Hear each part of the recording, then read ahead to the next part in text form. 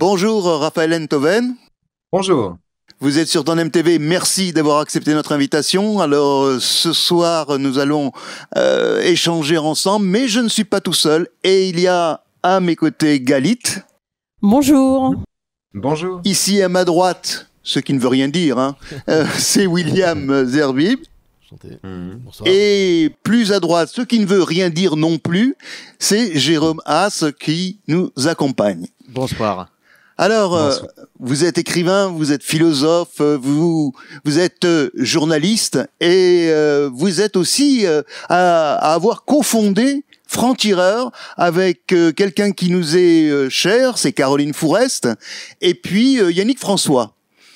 Et il y a des interventions qui nous intéressent aussi et qui finalement m'amènent à cette question directement. Il y a un antisémitisme d'atmosphère un petit peu partout dans le monde, mais notamment en France. Et qui touche d'ailleurs, qui semble toucher en tous les cas toutes les strates de la société française. En clair, Israël est associé au crime, voire au génocide, mais là où ça se complique, c'est que il y a un dommage collatéral. Tous les juifs de diaspora semblent être donc le soldat israélien, le criminel, le génocidaire. Finalement, comment on en est arrivé là? Je crois qu'on en a toujours été là, si vous me permettez. D'abord parce que l'antisémitisme est une passion plus vieille que le judaïsme lui-même. C'est une passion, c'est la mère de toutes les haines. Puisque c'est une haine qui échoue à désigner clairement l'objet de sa haine. On a prêté tantôt aux Juifs telle caractéristique, tantôt telle autre. C'est un objet qui échappe à sa saisie, si vous voulez. Au moins, le raciste peut s'appuyer sur une différence de couleur. L'antisémite n'a pas cette ressource.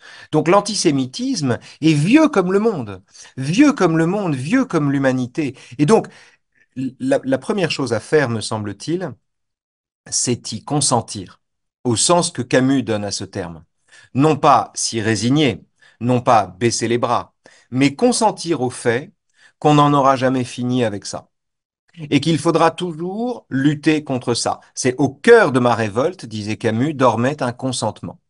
Et en ce qui me concerne, je n'ai aucun espoir sur la disparition ou même la réduction de l'antisémitisme. Mais je ne vois dans cette absence d'espoir aucune raison d'agir. Et là, il y a quelque chose d'important, je crois, c'est-à-dire que il n'est pas nécessaire de rêver à un monde purgé de cette passion funeste pour mettre les mains dans le cambouis. Il faut, ou pour faire ce qu'on a à faire. Alors maintenant, sur cet aspect d'antisémitisme d'atmosphère, si vous voulez, c'est la France insoumise, moi, qui m'a inspiré cette expression. C'est l'argument tout à fait fallacieux des insoumis selon lequel, comme ils disent, l'antisémitisme étant un délit, si vous croyez que nous sommes antisémites, alors faites-nous un procès. Oui, cet argument ne vaut pas un clou en réalité. Il vaut pas un clou parce qu'il existe 1000 façons d'être antisémite à l'abri de la loi. Et c'est ça qui est important. Si vous traitez par exemple le Hamas de mouvement de résistance, ou si vous présentez le peuple juif comme un peuple traditionnellement conservateur, ou bien comme un peuple déicide, si vous considérez que BFM pense comme Patrick Drahi, ou si vous applaudissez des étudiants qui interdisent à des juifs d'accéder à des amphis, eh bien vous êtes antisémite. Vous êtes antisémite, seulement tout ce que vous faites est couvert par la loi. Vous l'êtes à l'abri de la loi. Il existe 1000 façons de témoigner de cette haine-là, 1000 façons de le faire, et qui, dans un état de droit, ne tombent pas sous le coup de la loi. C'est la raison pour laquelle on ne lutte convenablement contre l'antisémitisme que sur le terrain de l'opinion, et pas sur le terrain des tribunaux. Ah, vous allez faire condamner le fou furieux qui dit mort aux juifs dans la rue. Oui, bien, très bien. On est plus libre dans un monde où on n'a pas le droit de faire ça que dans un monde où on peut le faire. Donc il n'y a pas de doute là-dessus. Mais en revanche, considérer que la loi est un bouclier suffisant pour nous préserver de la bête infâme, non, parce que la bête infâme est une bête infime, comme un ténia, comme un virus, et qu'elle se répand partout, à l'abri de la loi. Oui, mais que, justement, je ne sais pas si je vous réponds, mais c'est oui, ça que bien sûr, mais de de l'antisémitisme d'atmosphère, effectivement, un pas a été franchie. C'est un petit peu comme si on avait déverrouillé porte après porte. Et on se retrouve aujourd'hui avec ce chiffre qui était celui de l'IFOP et de Fondapol, qui nous dit que 34% des moins de 25 ans, finalement, se retrouvent à justifier les attaques contre des juifs présumés, réels ou pas, soutien d'Israël. Là, on a franchi un pas. On n'est plus simplement... Vous avez raison. On a changé de monde le 7 octobre. Pour 1000 raisons, bien sûr. Mais parmi ces raisons éminentes, il y en a une qui est très importante. C'est que l'alternative qui s'offrait à nous, spectateurs de tout ça, le 7 octobre, n'était pas une alternative entre deux États, par exemple, entre deux nations, voire même entre deux visions du monde. Non.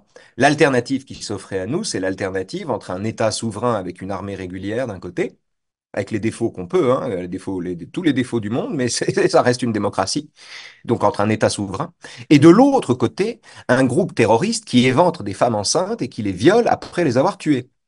Et le problème, c'est que, comme l'alternative était celle-là, quantité de gens, croyant défendre la Palestine, ont pris fait et cause pour ça. On validait ça. Alors, ils ont commencé par dire que non, ça n'avait pas eu lieu, c'était une invention, manque de bol. Les tueurs filmaient leurs propres exploits et les mettaient en ligne. Donc, le négationniste ordinaire était pris au dépourvu par tant de zèle de la part de l'assassin. Donc les gens, si vous voulez, ne pouvaient même pas nier ce fait-là. Et néanmoins, en toute connaissance de cause, en sachant ce qu'ils approuvaient, des gens ont été conduits à valider cela, à le noyer derrière le fantasme de 75 ans d'occupation ou je ne sais quelle cause métaphysique très large, si vous voulez. Mais en réalité, ils ont validé ça. Le meilleur exemple qu'on puisse donner de cela, c'est l'épisode des mains rougies, des paumes rougies. Vous savez mieux que moi ce que signifient ces paumes rougies, le symbole qu'elles incarnent, l'image de ces deux soldats lynchés à Ramallah en 2000, qui montre des mains rougies par le sang des soldats qu'il vient d'éviscérer. C'est ça que ça raconte. Les premiers étudiants qui se sont rougis les paumes, bah écoutez, ils n'étaient pas nés, ils ont le droit de pas savoir. On leur a dit que ça voulait dire stop au carnage. Faisons-leur ce crédit. Mais, et c'est ça le point où je veux en venir, et c'est ça, je crois, qui doit nous préoccuper, l'étudiant qu'on renseigne sur ce que ce symbole signifie aussi, et qui persiste à se rougir les mains, celui-là est incurable. Celui-là bascule. Celui-là bascule littéralement, complètement. Il bascule au nom des bons sentiments. Et il se passe là quelque chose qui est de l'ordre d'une conversion. Et qui témoigne, je crois, de la porosité de la nature humaine au mal absolu. Une question de Jérômas. Oui, alors vous disiez qu'effectivement, il y avait non pas cette résurgence, puisque ça avait toujours existé, mais cet antisémitisme qui s'est développé, dont la parole a été libérée depuis le 7 octobre.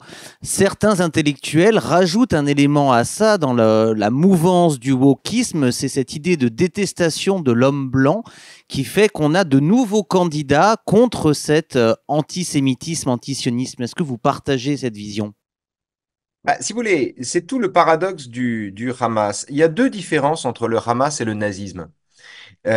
C'est un projet génocidaire, donc s'ils avaient les moyens, ce serait de même ampleur.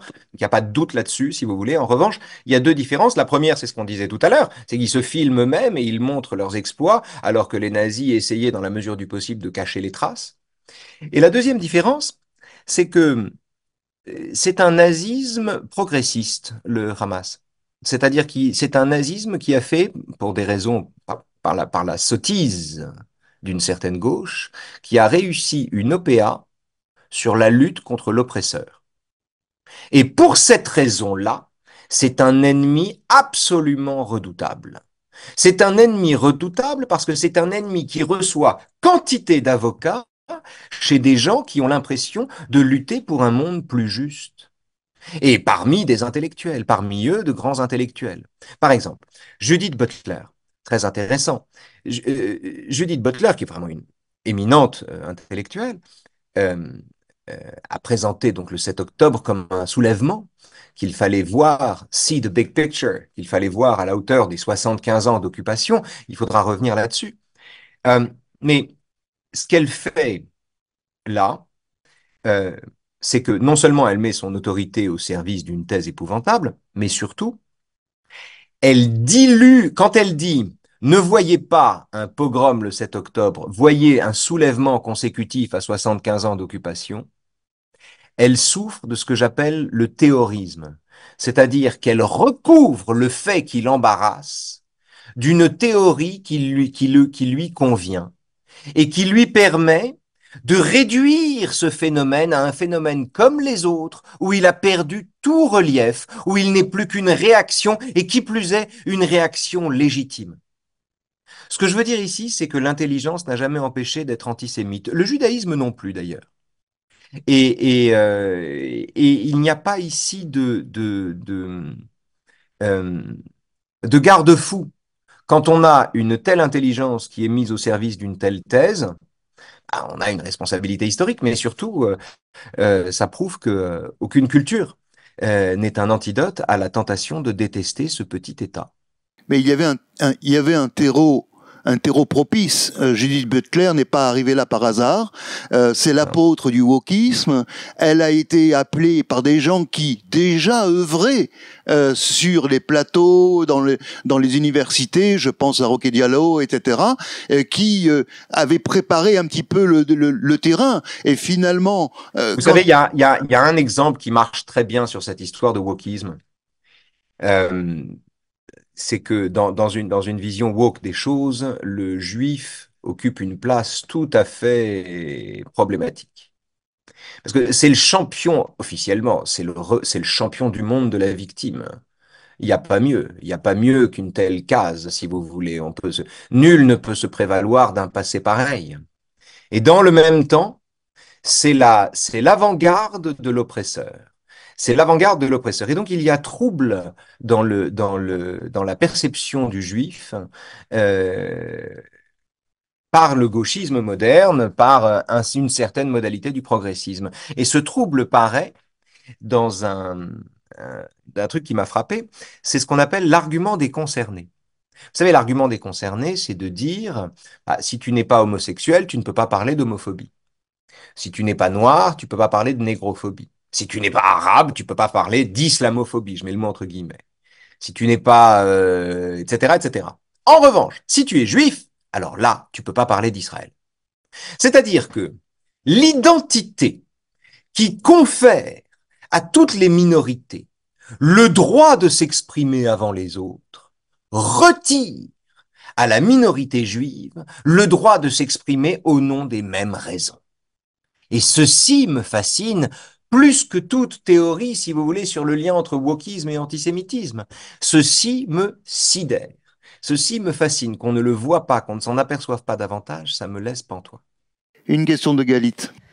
Alors, Raphaël Enthoven, on assiste là ces derniers jours à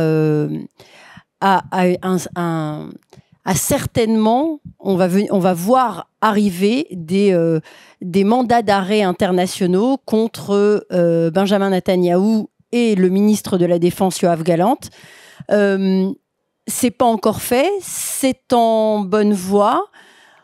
Et ce qui, moi, et je pense, a le plus frappé beaucoup d'entre nous, parce qu'on le sentait poindre quand même depuis quelques semaines, c'est cette comparaison et de mettre sur le même plan, c'est-à-dire que très intelligemment, ils n'annoncent pas qu'ils vont délivrer des mandats d'arrêt uniquement contre les Israéliens, Netanyahou et Gallant, mais ils les mettent sur le même plan que Khaled Meshal et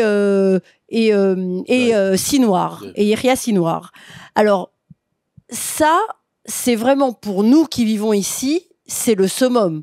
Comment est-ce qu'effectivement, on peut aujourd'hui mettre sur le même plan ce chef d'État et ce ministre dans un pays, comme vous le disiez tout à l'heure, démocratique, et ces chefs de guerre terroristes qui aujourd'hui, finalement, non seulement on leur fait cet honneur d'être sur le même plan que des chefs d'État d'un pays démocratique, mais en plus, aujourd'hui, on voudrait pousser Israël quelque part à accepter de récompenser ces gens-là avec tout ce qui s'est passé depuis le 7 octobre, et le 7 octobre, à les récompenser en obligeant Israël aujourd'hui à déclarer que pour mettre fin à ce conflit, il faut un État palestinien. Quand on sait qu'ils ont eu plusieurs fois depuis 75 ans l'occasion d'avoir un État palestinien et qu'ils l'ont refusé systématiquement à chaque fois.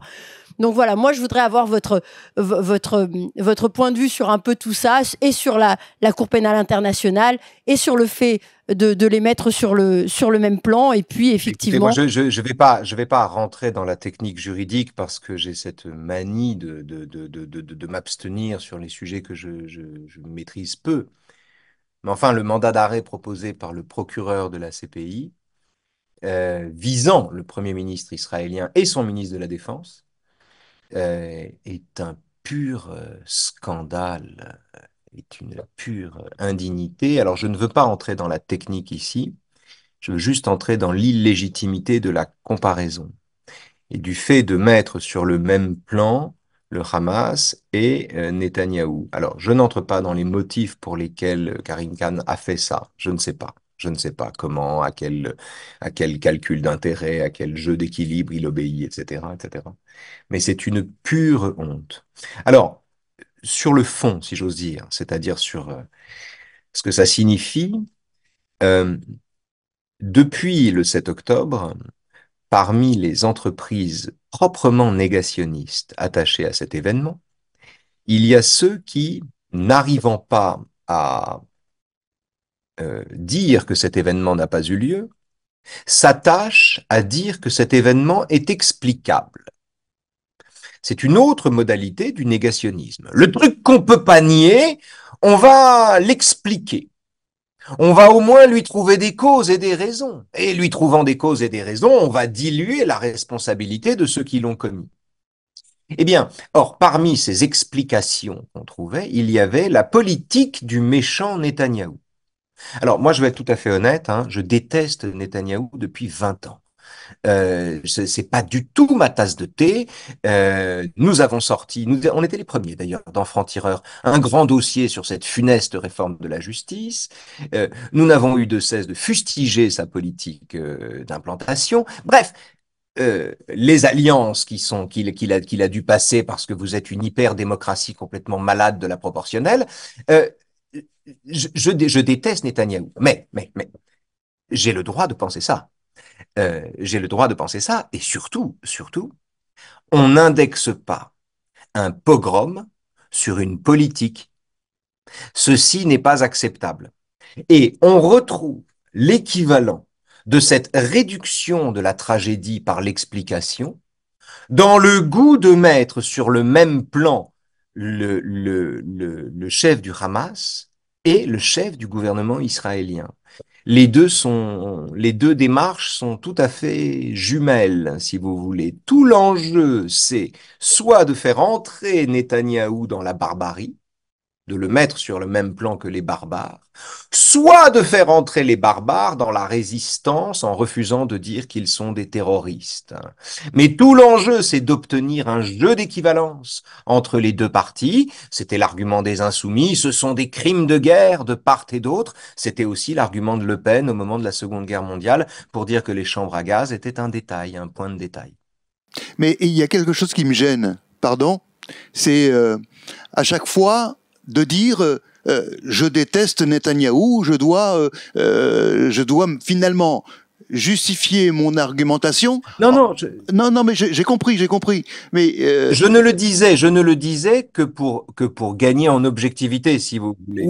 Et j'ai bien compris. Ça n'était qu'une façon pour moi de préparer le fait de dire qu'on pouvait pas le comparer au patron du Hamas. Non, mais j'avais bien compris. Ce que je veux dire par là, c'est que vous l'avez dit d'ailleurs précédemment. Il y a une ignorance crasse de la situation, quand vous parliez d'étudiants, justement, une ignorance crasse. Aujourd'hui, il y a un conseil de défense qui réunit finalement le panel politique, en dehors de la gauche et l'extrême gauche des partis arabes, qui réunit le panel politique majeur d'Israël. Et c'est incroyable que partout, et même parmi ceux qui ont l'argumentaire pour défendre Israël, eh bien, finalement, ne le précisent pas. Est-ce que nous ne sommes pas ici, tous, dans l'erreur, quand on ne va pas rétablir les faits, qu'il n'est pas possible de parler ad hominem de Netanyahou, et puis bon, à peu près de Yoav Gallant, si quelqu'un vous le demande, alors qu'il y a un conseil de défense où même Yair Lapid, même Benny Gantz sont effectivement à prendre des décisions ensemble. Alors, pardon, avis, pas Yair Lapid, qui n'est pas dans le cabinet restreint. Non, mais qui a pris, par exemple, la décision, effectivement, de dire, à propos, puisqu'on parlait du mandat d'arrêt international, de dire combien c'était un scandale et inacceptable. Oui, parce que finalement, c'est pas Netanyahou qui prend les décisions de ce qui va se passer dans cette guerre tout seul, évidemment. Ni sa droite. Bien sûr. Et heureusement qu'on est en situation d'union nationale. Heureusement que chacun a enterré la hache de guerre, si j'ose dire, pour pouvoir faire la guerre, dans la mesure du possible. En revanche, on ne peut pas à la fois vanter le fait qu'Israël est une exception démocratique au Proche-Orient et s'indigner de l'usage que nous faisons de la liberté que ce pays confère, en critiquant son gouvernement, en particulier, et là j'insiste, quand ce gouvernement est éminemment critiquable. D'abord parce qu'il comporte en son sein des éléments, des gens, dont le discours aujourd'hui donnerait presque raison à Rima Hassan. Et ensuite parce que il se conduit lui-même, par, à mon avis, un jeu de fuite en avant, comme un politicien qui tente d'échapper à la sanction du vote et de la justice. Donc, si vous voulez, moi, je reste réservé là-dessus et je me réjouis. Alors, je suis pas israélien, donc, si vous voulez, moi, je dis ce que je veux, mais j'aime penser. Moi, j'adore l'idée, par exemple, que ce peuple qui s'écharpait sur la question de la réforme de la justice, hein, se soit retrouvé et uni parce qu'il y a là un intérêt supérieur. Que Netanyahou soit le bénéficiaire temporaire de cet intérêt supérieur parce qu'il est temporairement à la tête de ce machin, c'est bien pour lui, mais ça va pas durer. Non, les sondages l'avenir n'est pas rose. Les sondages ne sont pas pour lui pour l'instant. Hein. Je voudrais passer la parole à William, si ça vous. Moi, je voudrais sortir de Bibi et de la politique. Oui, on sort de Bibi. Pour revenir au pardonnez-moi l'expression, mais j'en ai pas d'autre, au statut des Juifs en France et ailleurs. Est-ce que finalement, aujourd'hui, pour les wokistes et pour l'extrême gauche, LFI ou la NUPES, comme vous voulez, le juif n'existe plus du tout et n'est devenu finalement simplement qu'un blanc colonisateur? Non, en fait, le phénomène auquel on assiste, c'est le phénomène d'un antisémitisme qui s'ignore. C'est un antisémitisme qui ne se vit pas comme un antisémitisme. Jean-Luc Mélenchon, par exemple, était vent debout contre la publication de Mein Kampf, au nom du fait qu'il y avait déjà suffisamment de haine et qu'on n'allait pas en rajouter. Ou bien contre la publication des pamphlets de Céline. L'argumentaire ne tient pas. Il fallait publier les pamphlets de Céline. Il faut publier les infâmes. C'est très important de les avoir sous les yeux et avec un appareil critique, mais c'est pas le débat. En revanche, ce que je veux dire, c'est que c'est un antisémitisme qui ne se connaît pas. C'est un antisémitisme qui se vit comme une amitié envers les juifs, qui sait faire la différence entre le juif et le sioniste. Et c'est ça qui est intéressant, et c'est ça qui est redoutable. Parce que c'est quelqu'un, si vous voulez, l'antisémitisme traditionnel de maman, de papa, de grand-maman, de grand-papa, l'antisémitisme au XIXe siècle, l'antisémitisme à l'ancienne, n'hésitez pas à se présenter comme antisémite. N'hésitez pas à le dire fièrement. Oui, il y avait Et d'ailleurs donc, des journaux qui s'appellent l'anti-juifs. Il y avait d'ailleurs des journaux qui s'appelaient évidemment. l'anti-juifs. À l'époque, c'était pas un délit, donc il n'y avait Non, pas non. de problème. Et donc, il l'affichait ouvertement, et il le disait. Aujourd'hui, l'antisémitisme auquel nous avons affaire est un antisémitisme, encore une fois, qui ne se connaît pas lui-même, qui croit qu'il est juste antisioniste. Et c'est ça qui est très grave, parce que du coup, vous n'avez pas accès à l'oreille de celui qui ne soupçonne pas ce dont on l'accuse en lui-même. Et donc, c'est un dialogue de sourds. C'est un dialogue de sourds parce que vous avez des gens qui sont capables de dire des choses absolument épouvantables euh, sur les Juifs, mais qui, sous couvert d'antisionisme, se vivent eux-mêmes, persistent à se vivre eux-mêmes comme amis des Juifs. Le meilleur exemple que je puisse donner de ça, ça m'a frappé l'autre jour, c'est le sympathique député insoumis Thomas Porte, Oh là là. euh, Oh là. qui est un C'est une champion à sa catastrophe. manière. Euh, alors, un Français juif a été agressé au sortir d'une Oui, à synagogue. Rouen, oui. Et Ah, dans le 25. Oui. qu'a fait Thomas Porte? Il lui a dit que sa place, il avait toute sa place en France et qu'il ne fallait pas en douter. Et, comme s'il y avait un doute à ce sujet. Comme s'il y avait. Et en fait, si vous voulez, on est au cœur de l'antisémitisme qui s'ignore. C'est-à-dire, vous dites à un Français, le type est aussi français que lui. Vous dites à un Français, qui par ailleurs est juif, bien, vous lui dites, vous avez toute votre place en France. Mais enfin, dire à un Français qu'il a sa place en France, qu'est-ce que ça veut dire? Sinon que, à ses yeux, une telle chose n'est pas évidente. Qu'est-ce que ça dit, sinon un antisémitisme très profond? Seulement, c'est un antisémitisme qui se présente comme de l'ouverture et de l'accueil et de la bienvenue. Et c'est là qu'on a un ennemi qui est terrible, les amis. Un ennemi redoutable, encore une fois, parce que c'est un ennemi qui ne se connaît pas. Jérômas. Dans ce contexte compliqué, lourd aussi bien en Israël qu'en France qu'aux États-Unis à travers les universités, est-ce qu'on peut voir de l'optimisme? Est-ce qu'il y a un message qu'on peut essayer de faire passer pour réchauffer les cœurs de tous ceux comme nous qui parfois ont du mal à se lever avec le sourire le matin? Non, non. Il n'y a aucune raison de se réjouir du présent, du passé et vraiment de l'avenir. Non, il n'y a aucune raison d'être optimiste sur la situation. Il y a tout porte à penser que les choses vont empirer d'une manière ou d'une autre. Encore une fois, parce que l'adversité à laquelle, alors, si vous voulez, les deux différences avec ce qui s'est passé dans les années 40, enfin, elles sont nombreuses les différences. Mais enfin, il y a deux différences quand même essentielles.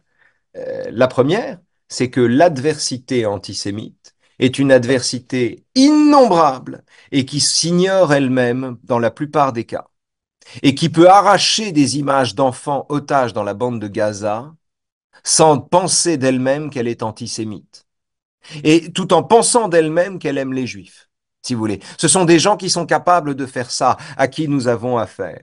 Et l'autre différence, c'est qu'il y a l'État d'Israël. C'est qu'existe l'État d'Israël, et que donc il existe un Havre. Et ces deux différences, si vous voulez, le rapport de force a changé de place. A changé de place. La création de cet État, l'existence de cet État, qui est si sévèrement mise à l'épreuve aujourd'hui, est devenu un fait indéniable. C'est un État auquel ses adversaires tentent de nier soit l'existence, enfin de dénier soit l'existence, soit toute légitimité à concourir aux Jeux Olympiques ou à partager son savoir à travers des échanges universitaires. On fait tout ce qu'on peut pour maintenir le diable démocratique dans la boîte, si vous voulez, le diable juif et démocratique dans la boîte. Néanmoins, c'est un État qui existe. Et ceci modifie considérablement le rapport de force. Donc le problème, c'est que l'ennemi est innombrable et ne se connaît pas lui-même. La valeur ajoutée, c'est qu'il existe un État désormais. et quand je parlais tout à l'heure de portes qui sont déverrouillées, on a cité ce député de la France Insoumise, Thomas Porte, voilà qui effectivement avait proposé il y a quelques mois donc que des Français qui auraient participé, franco-israéliens, qui auraient participé donc à cette riposte militaire aux crimes terroristes du Hamas, eh bien seraient considérés comme criminels de guerre à leur retour en France.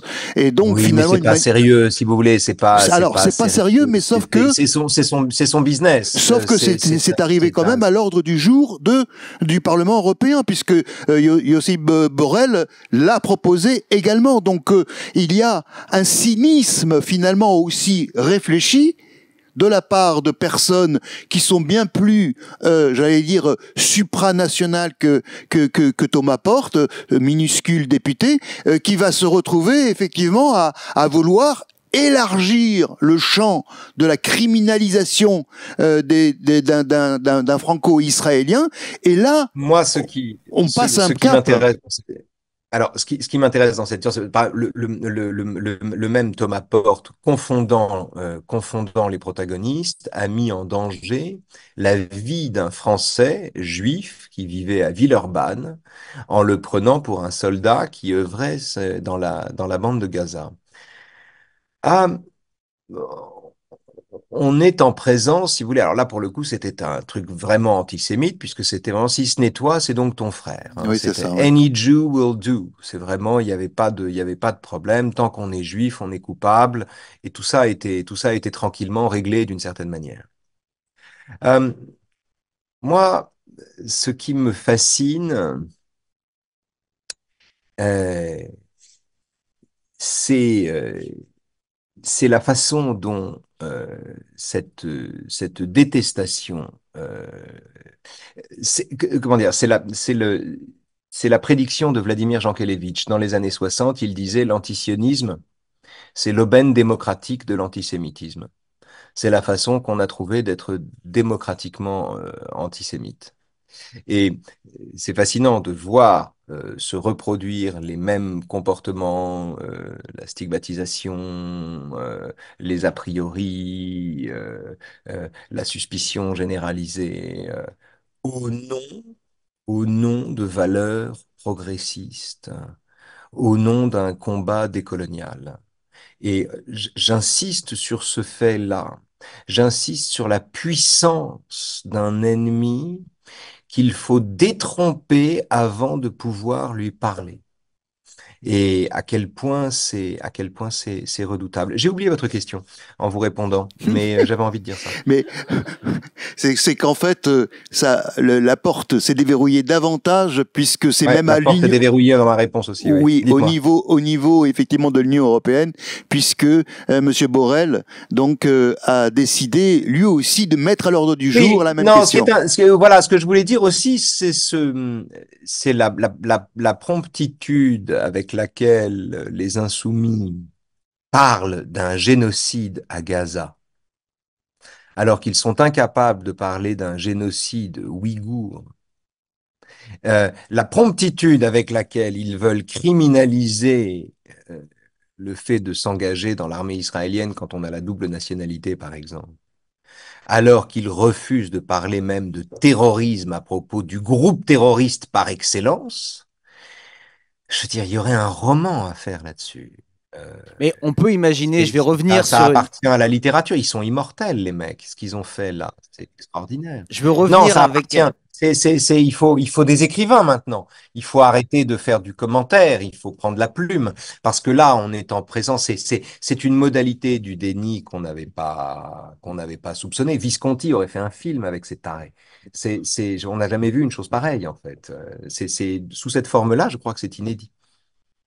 Oui, je reviens parce que je cherche quand même une note d'optimisme dans tout ça. Ah oui, une note d'optimisme. Et je me dis peut-être que le choix de la France insoumise de ce positionnement pour des raisons électorales, s'il s'avère que d'ici quelques semaines c'est un échec aux européennes, on peut avoir peut-être l'espoir d'un revirement, notamment de Jean-Luc Mélenchon, qui pousserait ses troupes sur d'autres positionnements et qui ferait une bouffée d'air frais pour la communauté juive de France notamment.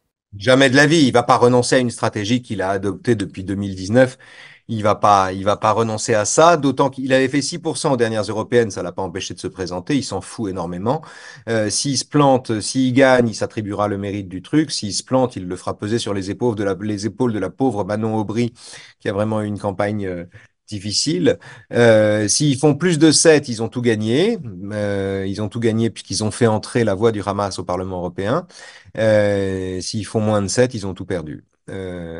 Enfin, tout perdu, pas tout perdu, mais quasiment. Puis c'est un mouvement crépusculaire maintenant, la France insoumise.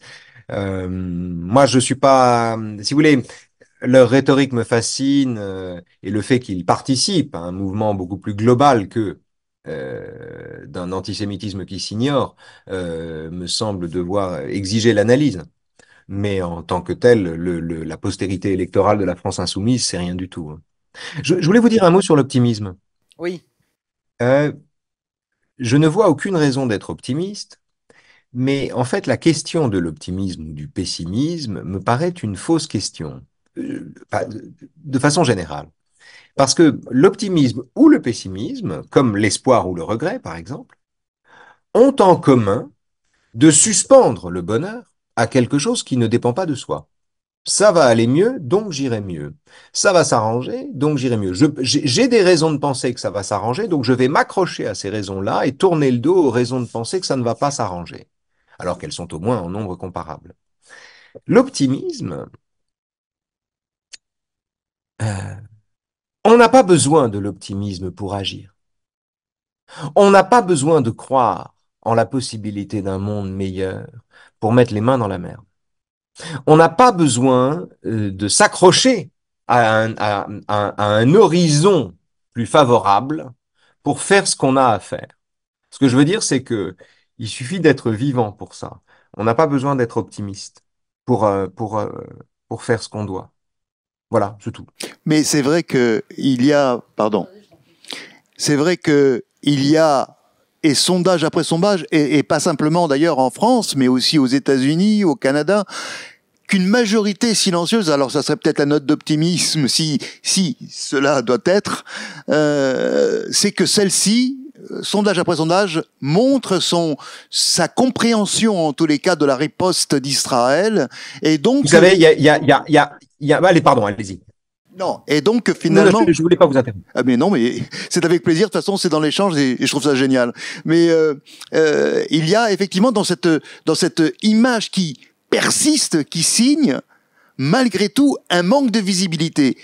Mais malgré tout, je crois que c'est peut-être un petit peu, vous savez, on parlait de l'ours soviétique qui met du temps à se lever, mais quand il se lève, il se met à courir et bonjour les dégâts. Eh bien, je pense que cette majorité silencieuse, on peut avoir peut-être l'espoir que fatigué, épuisé par finalement cette espèce d'ignorance crasse et puis de décadence, de déliquescence du discours, etc., finalement veuille reprendre la main. En tous les cas, c'est peut-être une manière pour nous. Ou alors on peut espérer en tout cas que ce mouvement se nuise à lui-même comme les Gilets jaunes l'ont fait. On peut espérer que par ses propres outrances, le mouvement se décompose. Ça oui. En fait, la question que vous posez, on peut la résumer très simplement. C'est le match que l'opinion publique est en train de livrer à elle-même autour de l'emploi du mot de génocide. Par exemple. Il n'y a pas, c'est pas à vous que, j'ai l'avantage de parler avec vous, c'est que je n'ai pas besoin de vous en convaincre. Mais il n'y a pas de génocide à Gaza. Il n'y a pas de génocide palestinien. Il n'y a jamais eu d'ailleurs de génocide palestinien. L'emploi de ce mot est totalement inadéquat à la situation là-bas. Les qualifications, enfin les éléments de la définition du génocide ne sont en aucune façon cochés. Les cases ne sont en aucune façon cochées par ce qui se passe à Gaza. Il n'y a pas de génocide. Mais il y a une tentative de recouvrir l'absence de ce fait par l'emploi du mot, le hashtag en particulier. Le hashtag joue un rôle très important. C'est un match que se livrent le réel et le langage. Et toute la question est de savoir dans quelle mesure on peut instaurer comme une chape de plomb une couverture de mots suffisamment opaque pour persuader les gens qu'il y a bien un génocide là où il n'y en a pas. Et en fait, alors je ne sais pas si on peut espérer que cela échoue. En tout cas, les manœuvres attachées à une telle tentative justifient qu'on s'engage à tout niveau, à tous égards, de la discussion avec le voisin jusqu'à l'émission de télévision, jusqu'à etc., qu'on s'engage sur la déconstruction de cette idée-là, comme de l'idée d'apartheid attachée à Israël d'ailleurs, pour d'autres raisons. Alors oui, moi je reste très bassement populaire et terre à terre. J'ai cet optimisme parce que la meilleure preuve qu'on en a eu, en tout cas des opinions publiques, c'est peut-être l'Eurovision. L'Eurovision où on a vu les points donnés par les jurys qui laissaient Israël très très très bas, parce que évidemment que cette année, peut-être davantage que les autres années, ces votes étaient politiques, en tout cas concernant Israël.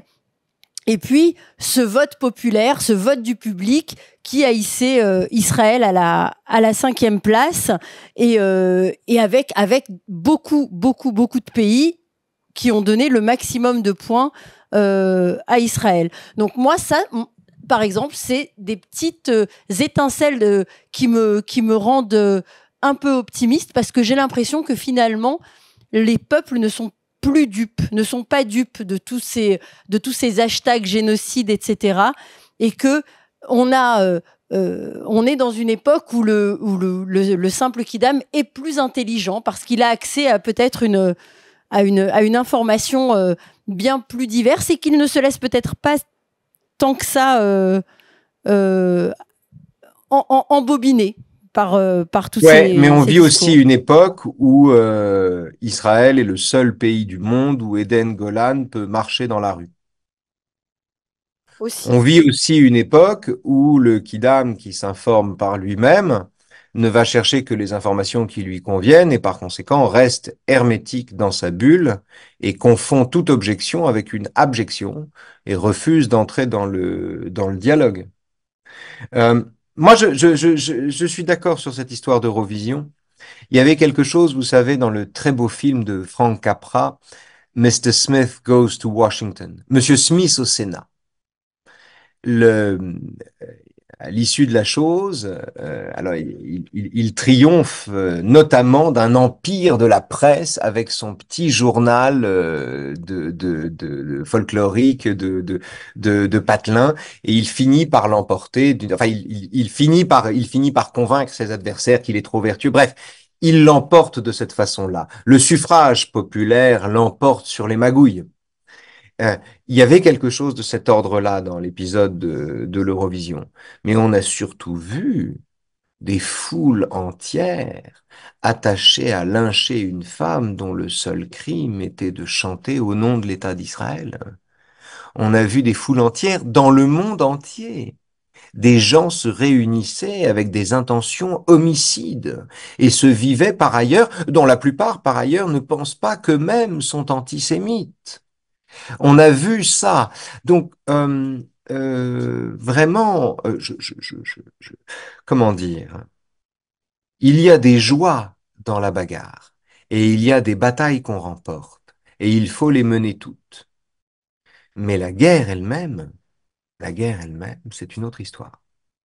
Je voudrais terminer et conclure pour vous dire d'abord Oui. que si on a envie d'en savoir plus et d'avoir des avis vraiment franc-tireurs, eh ben c'est de suivre cet hebdomadaire qu'on trouve. Oui, il faut lire Franc-Tireur, les amis. Et il faut s'abonner, il faut lire Franc-Tireur. On se donne un mal de chien pour faire ce journal. Et vous avez raison, parce que il y a vraiment des articles qui sont singuliers dans ce paysage médiatique. Donc, je voulais vous remercier pour ce travail que vous faites avec Caroline, Yannick, François. Vous faites un travail absolument formidable. Je voudrais aussi vous remercier pour cette sagacité que vous avez eue à vouloir parler franc. C'est ce qu'on aime sur Tandem TV. C'est ce qu'on a aimé avec vous. Et c'est ce que je partage. Et ce courage, merci à vous pour ce courage de se positionner dans cette époque où beaucoup ont peur, beaucoup n'osent pas dire les choses, et vous faites partie des rares qui osent parler. Donc merci à vous pour cela. Merci les amis. Vous savez, la peur est une boussole. J'ai aussi peur que les autres. La seule chose, c'est que, en réalité, ce que la peur nous indique, ce sont les endroits où aller. Il faut aller là où on a peur. C'est là qu'il faut aller. Et vous savez ce qui est extraordinaire? Sa peur comme d'une boussole. Et vous savez ce qui est extraordinaire? C'est que vous pouvez effectivement passer dans un espèce de contexte de résistance parce qu'il y a Israël, mais Israël se sent rassuré de voir aussi des gens comme vous, se lever, se mettre debout, pas au nom d'Israël, mais au nom d'une certaine éthique de l'homme. Et ça, vraiment, on vous remercie. Et d'une certaine idée de la liberté. Merci de votre invitation. Merci Raphaël beaucoup. Merci beaucoup, Raphaël Enthoven. Au revoir. Au revoir. Au revoir.